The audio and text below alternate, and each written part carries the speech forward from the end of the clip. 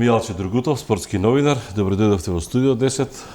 Добар ден, добро ве најдов. Колку девето е ова светско првенство, така? Да, девето поред, Поред. една бројка убава вака. Уште малку фали па да го заокружиме десетото. Имате ставено од оние човечиња кои што се заштитни знакови, знак на секое првенство, мислам дека од Италија од 90-та ги ставивте или не? Токму Или- токму Така? така, во право сте. Некаде 1990 година почна оваа моја мундијалска приказна, како тогаш е новинар на спортската редакција на Дневниот вестник Нова Македонија. Во некоја фаза, кога заврши тој приправнички стаж, па малце ми нели унапред ја добив таа привилегија, така да 90-та година беше првиот мундијал, првото патување во Италија, следење на тамошните мундијалски надпревари. Тогашна Југославија играше, беше пласирана. Дарко Панчев. Па Дарко Воједин Панчев, Станојковиќ. Воједин Станојковиќ. Имаше сил, тоа беше Но многу тоа се силна сеќавам. репрезентација. Првиот албум што го собирав беа Мексико. Тука се сеќавам и ги заспевав над преварите. Кај Италија веќе се сеќавам добро. И тоа кога играше Југославија со Обединените арапски емирати, со Германија и со Дарко Колумбија. тогаш ги постигна И со до Колумбија, ако головите. не се лажам. Така првиот пораз од германците, па потоа победа со Колумбија и со емиратите. Ако ми дозволите за тој мундијал, само една мала дигресија, значи јас имав среќа да патувам тама, ама малку имав несреќни околности доколку Југославија ја поминеше Аргентина во четвртфиналето, знаете, оне славен надпревар на пеналиве. Марадона кога промаши. Ете така. И кој ќе одбране. Јас ги имав бенефицирано, букирано сите овие влезници и потребни нешта за да ја следам, да ги следам полуфиналето и финалето. Фактички мојот мундијалски циклус почна со полуфиналните и финалните надпревари на првото светско првенство. После излезе да ја гледам Аргентина со Италија наместо Југославија со Италија и големото финале, нели, Германија и Аргентина. Може ли да направиш разлика од Италија до сега до Катар? Сега предпоставам може да се направи не во смисла на за фудбалот ќе говорам малку подоцна, оние другите детали ме интересираат. Во смисла на организација. Овој Катар е малку сакам малку на Катар да се задржим. Многу ми е поспецифичен. Преку 200 милиарди се инвестирани. 220 милиарди инвестирани и на крајот не успеа, веројатно потврлија, тоа е моје мислење, потврлија на оно што се нарекува пиар, во смисла на тоа што беа толку нападнати за градбата на стадионите, дека починале не знам колку луѓе, па мора да седнат и тука се гледа дека веќе ги обработил некој пиар мајстор, дека мора да седнеш и да признаеш, инаку ќе се влечеш и ни целото светско првенство таа приказна, иако пред почетокот многу контраверзии го следеа сетото, зашто во Катар, зашто во ноември, кој ќе игра фудбал во зима, сега кај нас во зима, тамо е 35 степени, како ќе, па не можеш да носиш, па заштита на човекови права. Отиде, работава од фудбалот, се префрли тотално на една друга тема. Што види Милче Ако ми во дозволите, Катар? бидејќи сега малку пак една ситна дигресија, и тој пиар дел го работам низ мојата кариера, сум бил и потпорал на Фудбалска федерација и други работи. Апсолутно се согласувам со вас дека они пиарски добро го премостија тој дел. Тоа е непопитен факт дека имаше доста човечки жртви, да кажам, сега не можеме да бегаме од таа констатација при изградбата на тие стадиони, меѓутоа тоа траеше многу долги години. И катарците не се обидоа тоа да го негираат, ниту пак нешто па убедливо да го потврдуваат, меѓутоа мислам дека добро го изменаџираа и впрочем можеби и помалку важно ако го пренесам или ако успеам да го пренесам оно што ја го видов на мојот 9-ти мундијал, и ако го споредам, еве да речеме, со Италија во однос на организацијата. Пред се знаете како е, мундијалите не е само тоа што се случува 90 минути на терен. Мундијалите се навивачите, новинарите, гостите, домакините, кафулињата, улиците, фанфестовите, плоштадите, сето тоа е новина. При моите подготовки, при мојата, да кажам, психичка подготовка, материјална подготовка, организација на сите овие букирање за влез во Катар За Катар? Посебно се подготовуваше? Најпосебно сум се подготвил, искрено да ви кажам. Цело лето ми траја подготовките. Бидејќи обратно ми дојде. На сите мои други светски првенства подготовките биле зимно. Тоа е таа контроверзно што ја спомнавте, многу убава. Овде ми одеше спротивно на сето тоа. Значи, јули, август, септември, октомври, сите овие технички подготовки, посебно за влез во Катар, таа Хајат карт. Тоа беше неверојатна процедура. Каква е таа карта? Ја говоревме пред да влеземе во студио. Каква е таа Хајат карта? Со која што мора да влезеш, така? Ако ја немаш, таа не можеш да влезеш. Значи, официјалните информации до сите кои беа заинтересирани да го посетат Катар и светското фудбалско првенство велеа дека мора да се аплицира преку еден државен медиумски портал, се викаше Хајат медиум портал, за да можеш да влезеш во Катар. Настрана, ако државата има облигации на тој што сака да влезе да обезбеди виза. Значи, да речеме, Македонија со Катар има безвизен режим, немаше потреба од виза, меѓутоа, ако ја немаш Хајат карт, пак не можеш да влезеш. Тоа не беше специјално за новинари. Во Катар не можеш да влезеш? Во Катар не можеш да влезеш. Во Катар. Значи, во државата да влезеш и башка потоа да аплицираш за да влез на стадионот. За влез во метрото бесплатно. Де факто, Хајат карт беше еден вид пашапорт, еден вид лична карта, еден вид документ за идентификација на сите можни места во Катар. Условно кажам, ако поминуваш погрешно на пешачки премии, не ти бараат ништо друго, ти викаат имате ли Хајат карт, ја покажуваш на телефонот и ти викаат друг пат немај да поминуваш тука, еве имате доле пешачки премии. И сето тоа катарците го изорганизираа на прекрасен начин. Зборувам за Хајат карт сега. Имаше некои други малку недоследности, ќе ги кажам. Меѓутоа, околу организацијата, морам да бидам искрен, на целото искуство што го има, бев воздржан, внимателен, неотворен, полузатворен при тргнувањето мое за Катар, мислејќи дека како ќе дојдат сега германцеве, како ќе дојдат англичаневе кои се навикнати години поред да уживаат во пивото, во фестивалот, во дружењето. И знаете, тука најдов на една сосема спротивна слика. Мислам, ај малку да бидам послободен да кажам, останав позитивно шашардисан од таа убавина, од тој колорит на навивачите. Од таа нивна разиграност, од таа нивна слобода на некој начин, бидејќи... А не пијани. Трезни. Баш така. И оној шок, знаете, на 2 дена, 3 дена пред почетокот на Мондијалот, тогаш дојде оној пресврт, нели, да се забрани точењето на пивата. Една спореда исто, добро ме подсетувате. 94-та на Мондијалот во Америка, Бадвајзер и пивото се точеше и додека се игра на преварите. Имав една ситуација, се ова успоредба со Катар. Таму е тотално спротивно. Не, за да доловиме дека во Катар беше исто убаво, ќе го објаснам тоа и без пиво. Значи, во Америка 94-та година на надпреварот Мексико-Бугарија, осмена финале, еве сегашна фаза, буквално се скрши стативата на стадионот. Тоа се играше на Giant стадион во Нью Џерси, падна стативата. Не знам што се случи, имаше 10 минути, организатор сето тоа брзо го среди. За тие 10 минути голем дел од публиката излегува во подтрибинскиот простор и на автоматите пија пиво. Да, и тука имаше мешавина. Американците тоа многу слободно го организира и во Катар беше исто. Во Катар новинарите се мешаа со навивачите. Немаше тампон зона, во подтрибинскиот простор кај што се служија за разлика од Америка, овде се служија Пепси, Кока-кола, Спрайт, Фант, ама пак имаше редици за чекање. Исто како во Америка. Разликата беше што американците имаа екрани додека чекаш пиво, да ти го натачат автоматот и на екранот го гледаш она што се случува за тебе. Додека играат Мексико и Бугарија, да речеме ја лично за. Во Катар го немаше екранот, ама редиците за безалкохолни пијалци го има. И навивачите навистина беа, да ви кажам, разиграни.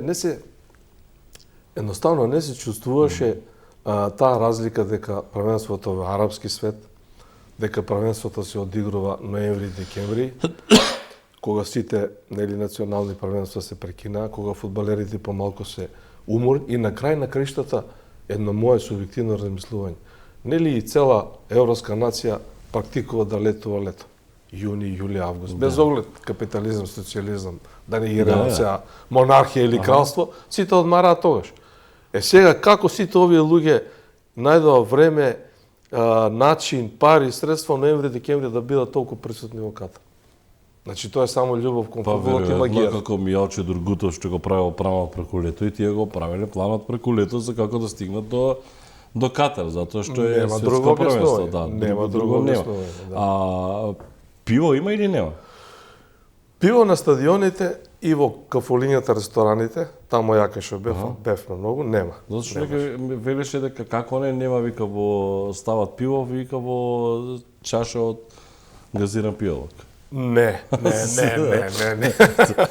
Тоа се милиони информации што стигнуваат. Тоа го видов, тоа Така? беше наместена работа, што малку да се разигра таа атмосфера.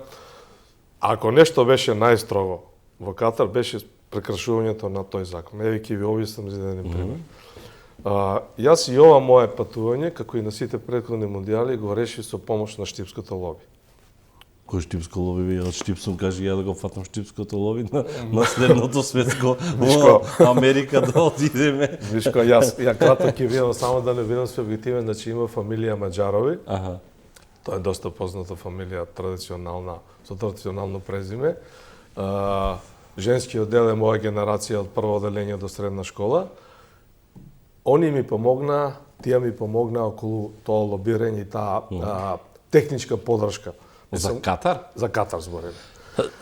Сега, ова е поврзано со набавката на пивото, да објаснам. Значи, ако си резидент во Катар, резидент се подразбира не со нивни пашапорт, со нивно државјанство, едноставно со дозвола за престој за работа. Ама државјанство нема. Не дава државјанство, нити нивни пашапорт, али најинтересно е што и не плаќаш данок. Сега, да не скокам од тема на тема. Тоа е многу интересно. Сега набавката на пивото оди со специјална дозвола.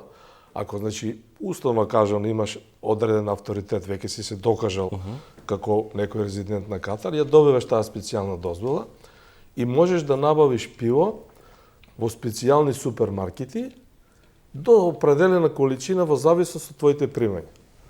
За да ме разберат гледачите, ако имаш 1000 евро примања, може да набавиш до, како доаѓа тоа, 0,2% до 20 евро. Значи во пиво или 2%, алкохол генерално? Алкохол. Добро. Ама пивото е полесно. Така разбрав, да. овие жестоките малку потешко.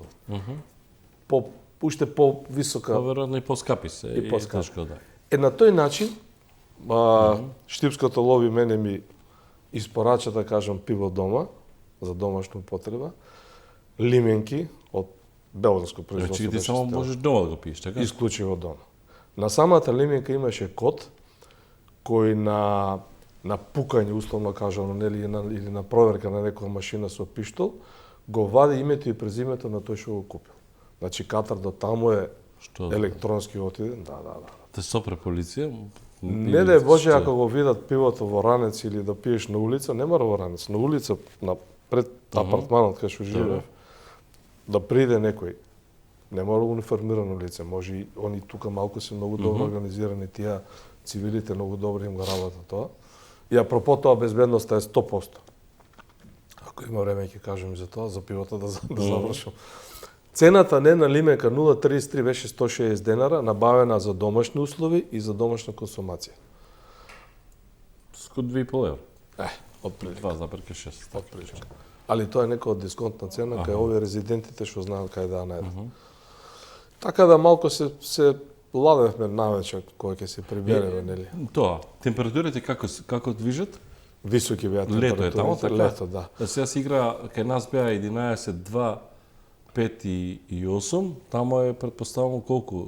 Два разлика, они се 2 часа пред нас. Во еден пат игра, затоа Хрвати реагираат дека играат како актуелен вице шампион ги ставаат во најжешкото. Колку беше 1 час? Ува ме потсети, тука имаше реакција одредени тимови зашто по 2 пати играат во тој термин. Да. Во 13 часот по македонско време. Некаде 32-35 беше. Еве една ситуација де факто на Тумама стадионот. Значи бев да гледам Катар Сенегал. Катар Сенегал, што те привлече па Тумана. Заради домакините. То Тумана кај? Ама чекај, сега само вака. Стадионите се на едно место или колку е разликата? Не се како нели Болоња, Фиренца, Рим и така натаму, туку овде се на едно место. Поблиско се тука. Тоа е една од спецификите на овој мондијал. Тоа до сега не се случило никогаш. За разлика у Бразил, у Јужна Африка, кај што се игра на 1000 километри разлика. Да не ги објаснам, да се задржим на Катар. Што не се смени. Во Катар најголемата оддалеченост од, да речеме, центарот на Доха беше околу 18 км стадионот, Албаин беше тој, надвор од Доха, на северот така доаѓаше. И со специјалните медиа шатл басови се возевме некаде саат и 15, саат и 20 минути. Какви се тие? Шатл басове? Тоа се автобуси кои ФИФА ги практикува од 90 година, ја кога сум бил до сега, специјално наменети за акредитираните новинари. Не зимаат од прес-центрите на стадионот и не носат до прес-центарот на другиот стадион. А тој се функционира безпрекорно? Безпрекорно функционираше во Катар, исто како што функционираше во Русија, во Бразил и акредитацијата е ова? Ова е акредитацијата, да. Еве за вашите гледачи. Ова се влезниците за надпреварите, башка. А не влагаш со ова само? Не, со ова можеш да влезеш само во прес-центарот, за да работиш. На пресконференција? Да пресконференција добиваш посебен тикет од ова, ти го земаат на влегување. Од овие малите.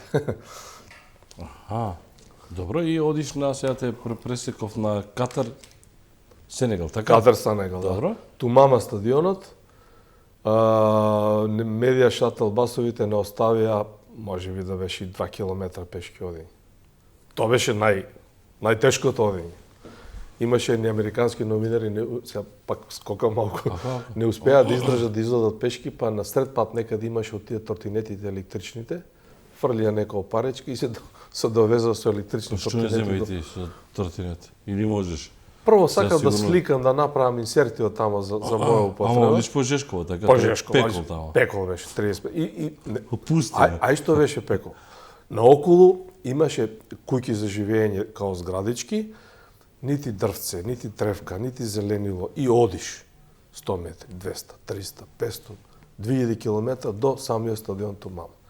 Тоа беше една специфика малце по-непогодна и за гледачите, и за навивачите, и за нас новинарите. Сега, ако ќе влезеш во прес-центарот, тогаш малку се осеќаш полагално, со клима, со услови, со бифе, со сокче. Иако и тука малку беа изгор цените. А че ги плакеш таму кога идеш? Да. Во прес-центарот бифето се плаќа, една фанта обична како кај нас беше околу 4,5 евра. А вода? Водата беше 2,5 евра. Ево. Добро. На колку стадиони играат они? Ти играат на 8 стадиони, сите се во пречник некаде на 40-50 километри, освен овој што го споменав. Овој во пустината што го рековме. Не Тумама, Албаин. Тумама беше некаде на границата меѓу Доха и овие.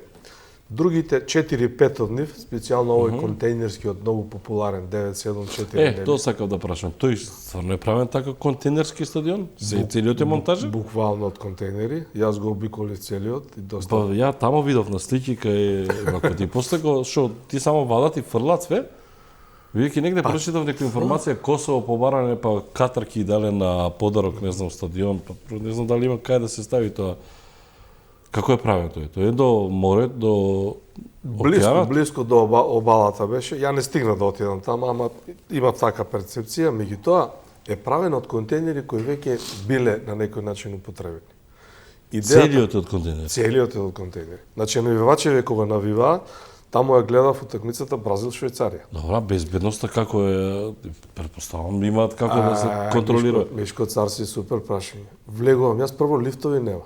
Нема лифтови. До 6 спрат се качуваш пешки. Па не ти одам да ти кажам, право не Бразил седи 6 кат не се качувам, па што Ама добро има многу убави папагалски бои, жолти, црвени, зелени, сето тоа фарбано како бродски кабини. И сега малку илустрации има како вашето студио, така некои илустрации и убаво е. Ако имаш кондиција, полека да се качуваш. Во колку скали е на еден кат? Скалите беа благи.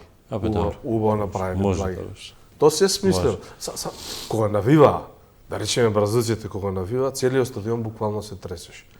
На времето, нели, ако сме одели на војска, строев чекор, не смееш по мост да одиш, ути се тресе. Ова беше строев чекор на навивачите на Бразил, кај што целиот континентски стадион... Затоа прашам како издржува стадионот? Тој, предпоставувам, они правеле сигурно мал милион проверки претходно за безбедност, знаеле. Колку собирате?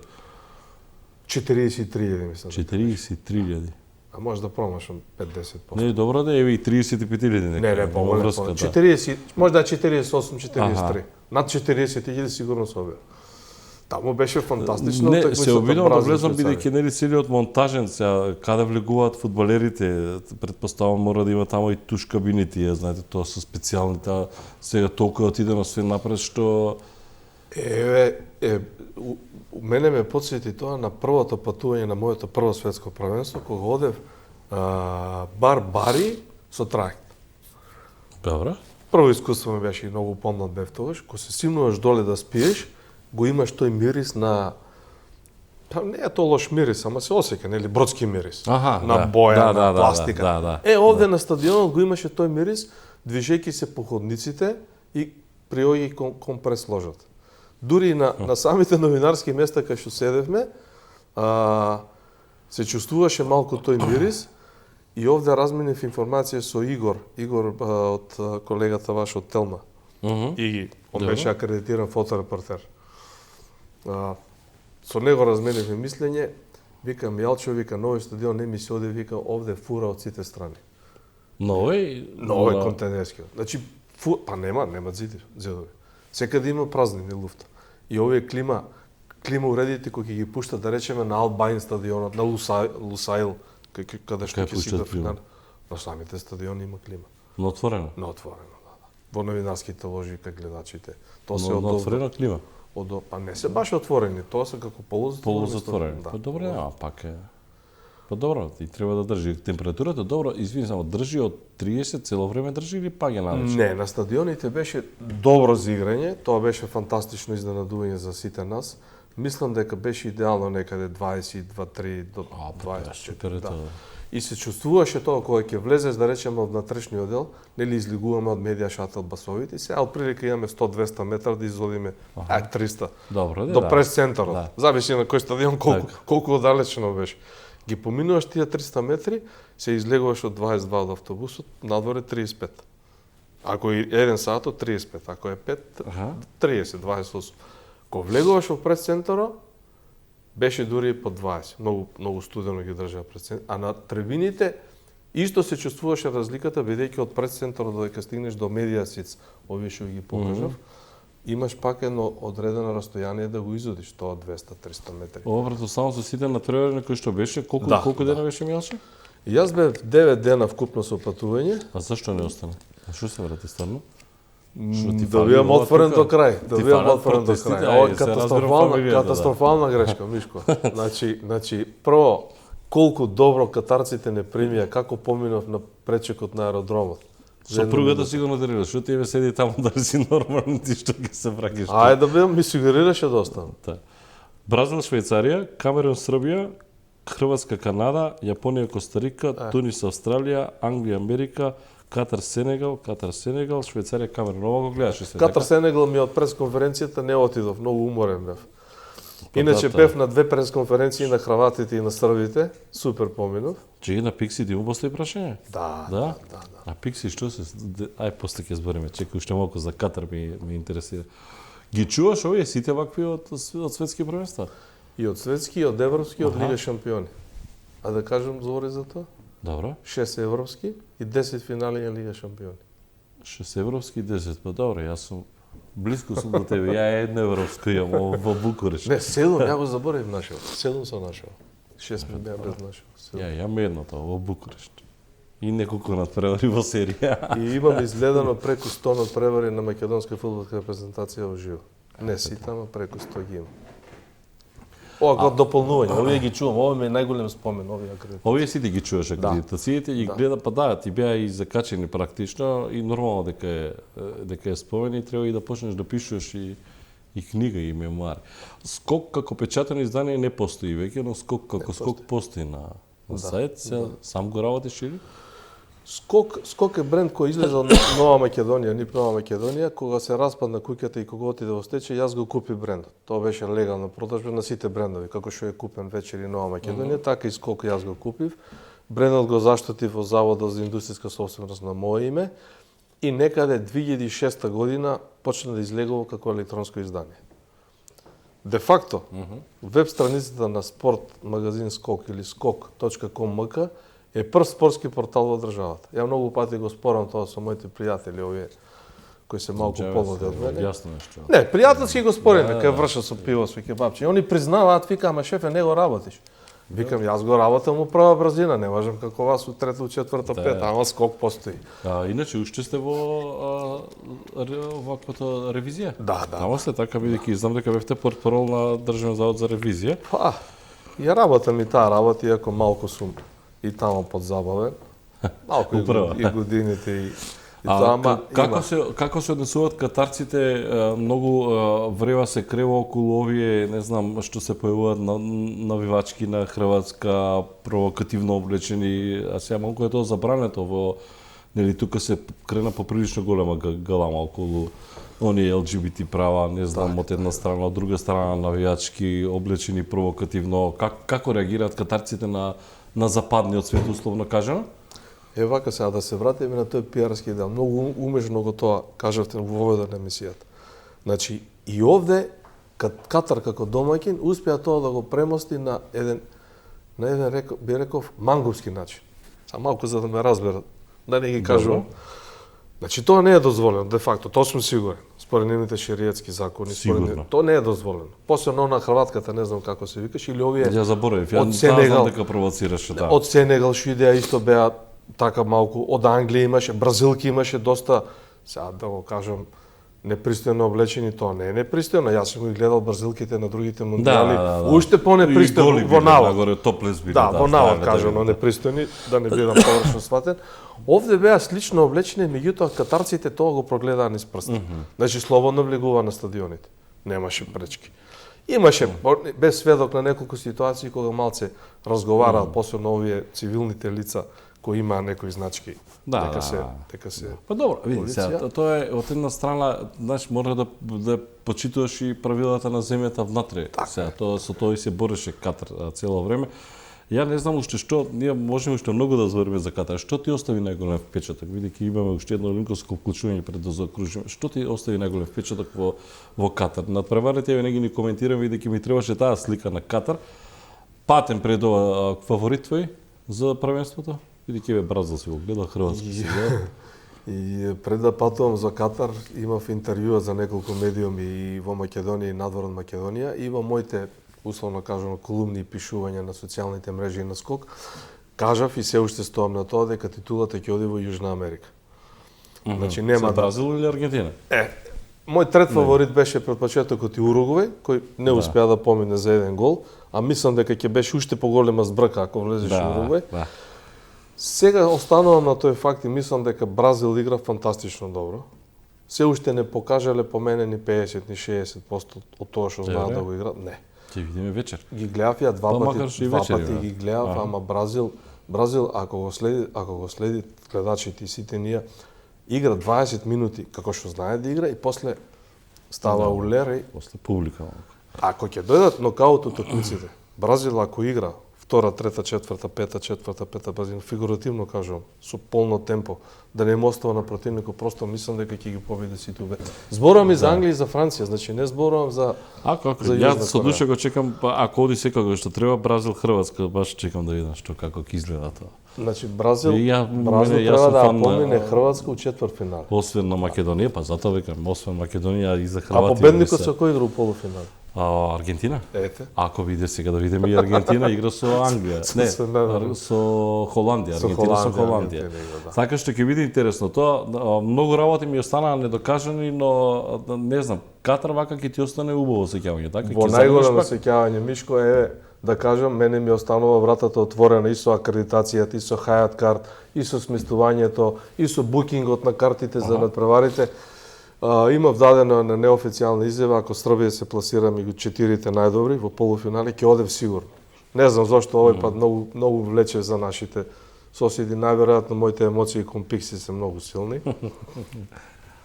Не ме праша за прашањата на пресконференцијата, тоа е интересно да го кажам ако имаме време. Брзо ќе го пренесам. На Далич и на Пикси како им ги постави прашањата. На Пикси мислам дека го слушнав. Па милион гледачи го слушнав. Србите ми викат, Македонец, ти си нас развалио. Викам, зошто бе така? Па сите тебе те коментираат, вика, што го праша. Па моето прашање беше помалку интересно од вашите. Вие прашувате тактика, лев бочен, централен дефанзивен, зошто? Ја викам, прашав за офсайдот. Бидејќи дигна помошникот, го поништија голот, на Зборуваме Вар го за со призна. Камерун, така? За со Камерун. Да. Луда утакмица, здравието ми го зема. Добро. Далич ми е пријател од Русија, тоа сакам да го знаат. 2018 ги следев нонстоп на тогашните пресконференции, сега се испоздравивме како стари пријатели. Тој јавно се заблагодари повторно и во Русија и сега на македонската фудбалска јавност за поддршката, да кажем преку мене, како единствен акредитиран новинар таму. Поминав прекрасно на тие две пресконференции, значи тоа се посилни беџови од овие малите за да влезеш таму. Не може секој да влезе, пак мора да ти одобрат, за да биеме на често. Добро. За следно светско првенство ќе мора да се консултираме колку понапред тоа се. Следното за да се светско акредитираме. првенство ќе биде Знам дека наубаво е за во мене. Јужна, во Северна Америка, така? Америка, Канада и Америка, Мексико. Канада и Мексико. Прв пат во Да. историјата три земји ќе го организираат. Милаче, ти благодарам што беше гостин во студио 10. Ќе се видиме повторно пак. Јас имам чувство дека пак ќе отидеш, ти нема да осетиш тука. Ќе бидејќи имаш. Може да се случи вездица. полуфиналето Бразил-Аргентина Да. да го покриеме и да го гледаме после победникот од тој дуел, да речеме со Англија, Франција, Португалија или Шпанија. Ќе биде интересно во секој случај. Ти благодарам многу. Благодарам и на вас за поканата. Беше Милаче Дргутов, мој колега, спортски новинар кој што се врати од Катар, еве најава дека повторно веројатно ќе замине.